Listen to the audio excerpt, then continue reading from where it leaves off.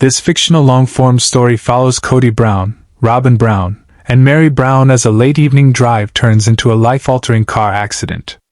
On a rain-soaked road, unresolved tension, unspoken resentment, and emotional distance sit silently inside the car, until a sudden crash forces everything to stop.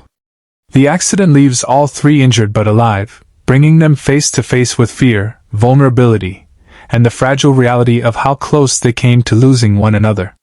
In the hospital, stripped of routine and control, long-avoided truths begin to surface.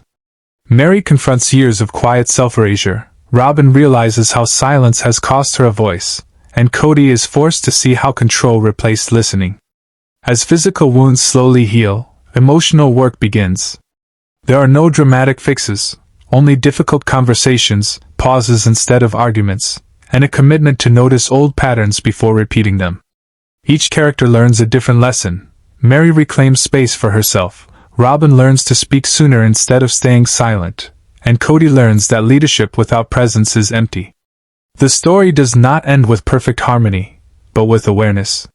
The accident does not save them, it interrupts them long enough to choose differently. Survival becomes an invitation, not a conclusion.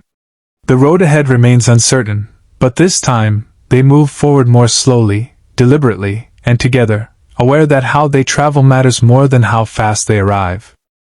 The road felt longer than it should have. Kody Brown drove with steady hands, eyes forward, jaw tight. The car moved through the evening traffic, streetlights passing like slow pulses of light. Rain threatened but hadn't started yet, the sky hanging heavy and gray. Robyn Brown sat in the passenger seat quiet, her hands folded in her lap. She watched the road but wasn't really seeing it. Meri Brown sat in the back seat, slightly turned toward the window. Her reflection stared back at her, distorted by glass and motion. She hadn't spoken since they left. The silence wasn't comfortable. It was practiced. Kody cleared his throat. "We'll be there soon," he said, as if distance were the problem. Robyn nodded without looking at him. Meri shifted in her seat. "Soon doesn't always mean resolved," she said calmly. Kody's grip tightened on the steering wheel. "I didn't say resolved," he replied. "I said soon." Robyn exhaled softly. "That's kind of the issue," she said. "We keep confusing the two." The car passed a sign warning of a curve ahead. Kody slowed slightly, but his attention drifted back to the conversation he didn't want to have. Meri leaned forward just a bit. "We didn't get in the car to argue," she said. "But pretending nothing's wrong doesn't fix it either." Kody didn't respond. Robyn turned toward Meri. "No one's pretending," she said. "We're just tired." Meri nodded. "So am I." The road curved gently at first, then more sharply. The pavement darkened, damp from earlier rain. Kody adjusted the wheel, confident, familiar with roads like this. Then a truck ahead braked suddenly. Everything happened at once. Kody hit the brakes. The tires screamed. The car skidded. Robyn gasped. Meri grabbed the seat in front of her. The world lurched sideways. Metal collided with metal. Glass shattered. The impact slammed through the car, violent and unforgiving. Time fractured. Kody felt his head snap forward, pain blooming behind his eyes. The car spun once, twice, before slamming to a stop at an angle that made gravity feel wrong. Silence followed. Not peace. Shock. Rain began to fall, light at first, tapping against broken glass. "Kody?" Robyn's voice was faint. "I'm here," he said quickly, disoriented. "Are you okay?"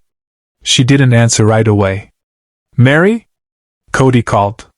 There was a pause. "I'm here," Meri said, her voice steady but strained. I think I'm okay." Kody tried to move. Pain shot through his shoulder. The air smelled like smoke and wet asphalt. Robyn leaned forward slightly, wincing. "I can't feel my arm right," she said. Panic rose in Kody's chest. "Don't move," he said. "Please don't move." He fumbled for his phone. The screen was cracked, spiderwebbed across the glass. His hands shook as he tried to unlock it. Meri looked around, forcing herself to stay calm. "There's blood," she said quietly. "Not a lot. But it's there." The rain grew heavier, seeping into the car through shattered windows. Headlights appeared behind them, then stopped. Someone shouted. Another voice answered. Kody finally connected the call. His voice broke as he spoke. "We've been in an accident," he said. "There are 3 of us. We need help." He looked at Robyn, then at Meri in the mirror. For the first time in a long while, no one was interrupting anyone else. No one was defending. No one was controlling. They were just there. Together. And suddenly, all the things they had postponed, every conversation, every truth left untouched, felt unbearably close. Not because they wanted to face them, but because survival had a way of demanding honesty. The rain intensified, drumming against the twisted metal like impatient fingers. Kody stayed still, forcing himself to remain alert despite the sharp pain pulsing through his shoulder. His breathing was shallow, measured. Panic wouldn't help them now. Robyn's head rested against the seat, her face pale. She blinked slowly, trying to focus. "Meri," she whispered. "Are you hurt?" Meri swallowed, taking stock of her body. Her left leg throbbed, a deep ache spreading upward, but she could move her toes. That mattered. "I'm bleeding," Meri said calmly. "But I'm conscious. I can move." Kody closed his eyes for half a second, relief cutting through the fear. "Help is coming," he said. "Just stay with me. Both of you." Outside, footsteps splashed through puddles. A man's voice called out, asking if anyone was inside. Another car had stopped. Someone was already on the phone with emergency services. Meri felt the cold seep into her bones as rainwater crept along the floor of the car. She wrapped her arms around herself, grounding her thoughts. In moments like this, she realized, clarity arrived uninvited. She thought of all the times she had swallowed words to keep peace. All the times silence felt safer than honesty. Now, trapped between metal and rain, those choices felt small compared to the reality pressing in on them. "Kody," she said softly, "if we get out of this." He turned his head slightly, listening. "We can't keep doing things the same way," she finished. Kody didn't argue. "I know," he said. "I know." The sirens grew louder, cutting through the rain like a promise. Red and blue lights washed over the wreckage, reflecting off shattered glass. Paramedics moved quickly, efficiently. Doors were pried open. Instructions were given. "Don't move. Can you hear me? Tell me where it hurts." Robyn winced as they stabilized her arm. Her teeth clenched, but she didn't cry out. Meri was helped out next, her leg protesting as she shifted weight. She leaned briefly against the paramedic, her composure cracking for just a second before she steadied herself again. Kody was last. As they lifted him, he caught a glimpse of the car, what had been a shared space now reduced to twisted metal. It felt symbolic in a way he didn't have time to process. The ambulance doors closed. Inside, the world narrowed to bright lights and steady voices. Robyn lay on one stretcher, Meri on another. Kody was positioned between them, unable to reach either one. "I'm here," he said, his voice rough. "I'm not going anywhere." Robyn turned her head slightly. "Neither are we," she said weakly. Meri closed her eyes, listening to the rhythm of the siren. At the hospital, everything moved fast. Questions. Tests. Waiting. They were separated, each pulled into different rooms, different hallways. That separation felt harsher than the accident itself. Kody sat alone at one point, staring at his hands. They were still shaking. For the first time, control felt completely meaningless. A doctor approached him later. "All 3 of you are stable," the doctor said. "Bruises, fractures, concussions. Nothing life-threatening." Kody exhaled, the sound breaking. "Can I see them?" he asked. Soon after, they were placed in nearby rooms. Not together, but close enough to feel connected. Meri lay back against the pillows, staring at the ceiling. Her leg was wrapped, elevated. Pain lingered, but it was manageable. Robyn rested with her arm immobilized, her eyes half closed. She looked exhausted, older somehow. Kody moved between rooms quietly, unsure where he belonged.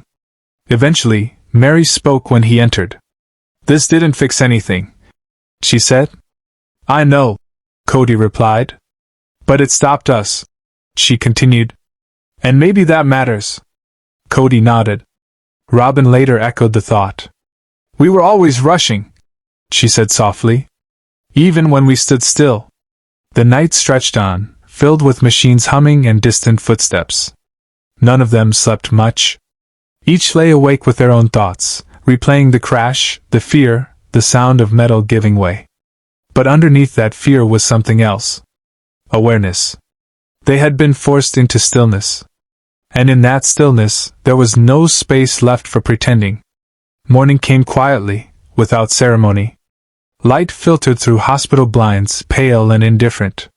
The world outside had resumed its rhythm, unaware of how narrowly 3 lives had missed ending the night before. Kody sat in a chair between Robyn's room and Meri's, his body sore, his mind exhausted. He hadn't slept. Every time he closed his eyes, he felt the skid, heard the glass, sensed the weightless second before impact. A nurse passed and nodded at him. "You should rest," she said gently. Kody nodded back but didn't move. Rest felt undeserved. Meri was the first to speak again. When Kody entered her room, she was awake, staring at the window. "I keep thinking about the sound," she said.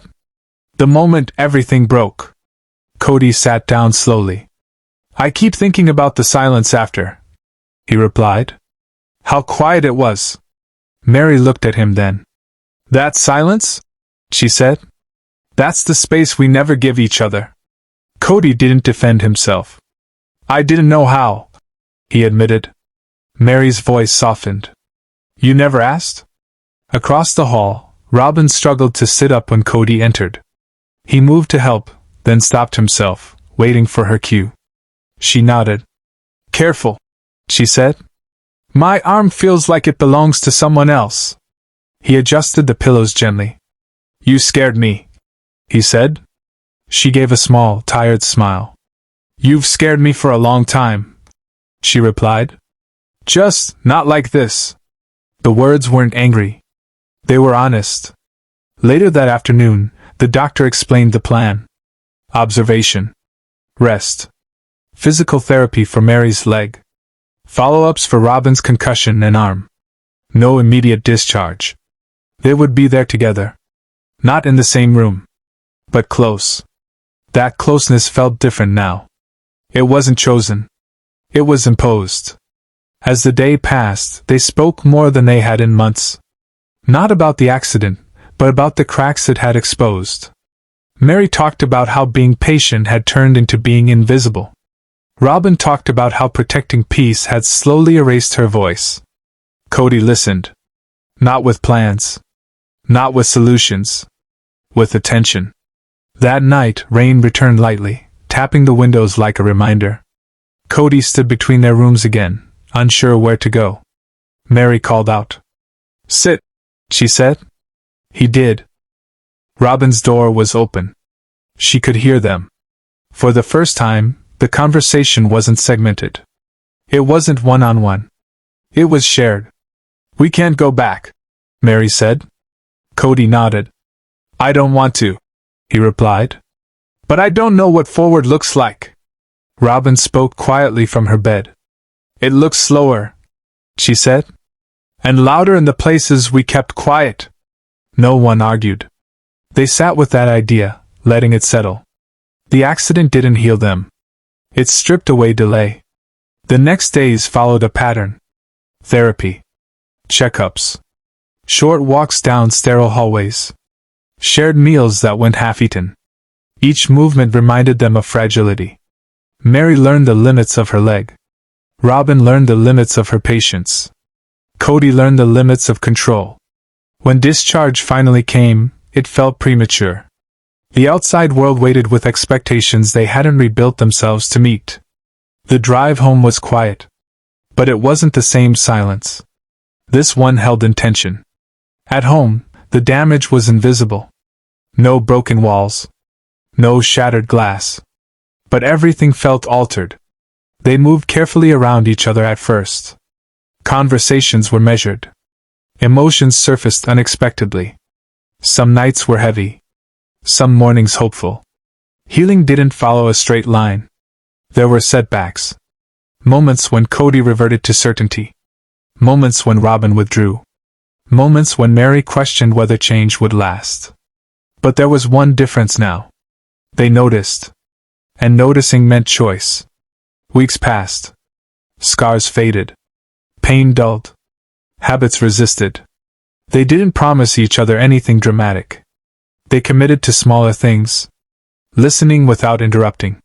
Speaking without cushioning truth. Stopping when avoidance appeared. The accident remained between them. Not as trauma. As a marker. A line dividing what they survived from what they were willing to face. They knew something now. Time would not wait. And survival, by itself, was not a conclusion. It was an invitation. The invitation was not gentle. It arrived in the form of ordinary days that demanded consistency. Meri noticed it first. The way mornings no longer felt rushed. The way Kody paused before speaking, as if checking himself. The way Robyn stopped smiling automatically and instead waited to see how she actually felt. These were small things. But small things accumulate. Meri's leg healed slowly. Physical therapy was exhausting, humbling. Each step reminded her that strength wasn't about endurance alone. It was about patience with limits. Some days she was angry. Not at the pain. At how long she had ignored her own limits in other areas of life. Kody drove her to appointments without comment. He waited in lobbies without checking his phone. He listened to instructions instead of offering opinions. Once, Meri said quietly, "You don't have to come every time." Kody shook his head. "I do," he replied. "I just didn't used to think so." Robyn struggled in a different way. The concussion left her tired, sensitive to noise, easily overwhelmed. Silence, once her refuge, became heavy. She started speaking sooner. Not louder. Sooner. "I'm not okay with this," she would say. Or, "I need a break." Or simply, "Stop." Each time she did, she waited for resistance. It didn't always come. When it did, it was softer. That mattered. Kody felt exposed. Not by criticism. By awareness. He realized how often he had filled space because silence made him uncomfortable. How decisions gave him a sense of purpose that listening never had. Now listening felt like work. Necessary work. One evening, weeks after the accident, the three of them sat together without distraction. No television. No phones. Meri spoke first. "I don't want to pretend we're fixed," she said. "I want to know what happens when this gets hard again." Robyn nodded. "Because it will," she added. Kody didn't deny it. "I don't know how to promise perfection," he said. "But I can promise interruption." They both looked at him. "When I start controlling instead of understanding," he continued, "I want you to stop me." Meri studied his face. "And if we do?" she asked. "Then I listen," he said. "Even if I don't like what I hear." Silence followed. Not avoidance. Consideration. That night, Kody lay awake thinking about how close they had come to losing everything without ever saying the things that mattered. The accident hadn't created honesty. It had removed excuses. Robyn dreamed of rain and glass, then woke calm instead of afraid. She wrote notes to herself in the morning. Simple reminders. Speak early. Rest when needed. Silence is not safety. Meri returned to work slowly, cautiously. She noticed how often she apologized unnecessarily. She stopped doing it. The world outside them continued as always. No one knew the significance of a curve in the road or a moment of lost control. But inside the house, something fundamental had shifted. They disagreed. Often. But disagreement no longer felt like threat. It felt like participation. There were setbacks. A sharp tone. An old habit. A retreat into quiet. But now, someone would say something. I feel us pulling away. This feels familiar. Let's stop. Stopping became a skill. Months passed. Scars faded further. The accident became a story they told less frequently, not because it lost meaning, but because its lesson had integrated into daily life. One evening, Meri said something that surprised them all. I'm grateful we survived, she said. But I'm more grateful we didn't return unchanged. Robyn reached for her hand. Kody nodded. Survival had given them time. Change was what they chose to do with it. And choice, unlike chance, could be practiced. They didn't know how the future would unfold. They no longer needed to. They had learned how to stop. How to listen. How to stay present when it would have been easier to move on. The road ahead was still uncertain. But now, uncertainty wasn't something to outrun. It was something to walk into. Together. The togetherness did not erase individuality. That became the next challenge. Meri felt it first when she realized how much of herself had been defined by adaptation. By fitting into spaces that were never shaped for her. By waiting for moments that never arrived. One afternoon, as she sat alone on the porch, she understood something clearly. Healing wasn't just about repairing what was broken between them. It was about reclaiming what had been set aside inside herself. When Kody came home later that day, Meri spoke before hesitation could stop her. I need time that isn't about us, she said. Not distance. Space. Kody paused. Old instincts rose. Questions formed. Fear followed. Then he stopped. What does that look like? He asked. Meri exhaled. It looks like me not explaining myself, she said. It looks like you not taking it personally. Kody nodded slowly. I can do that, he said. Robyn watched the exchange quietly. Something loosened in her chest. She realized she had never asked for space herself. She had asked for peace. Those were not the same. A few days later, Robyn spoke. I need to stop being the bridge, she said. Between feelings. Between conflicts. Between you and her. Kody looked at her. You don't have to be, he replied. I know, she said. But I've been acting like I do. They sat with that truth. Kody felt the shift again, another layer being peeled away. Control had once given him certainty. Now uncertainty required trust. Trust in others. Trust in outcomes.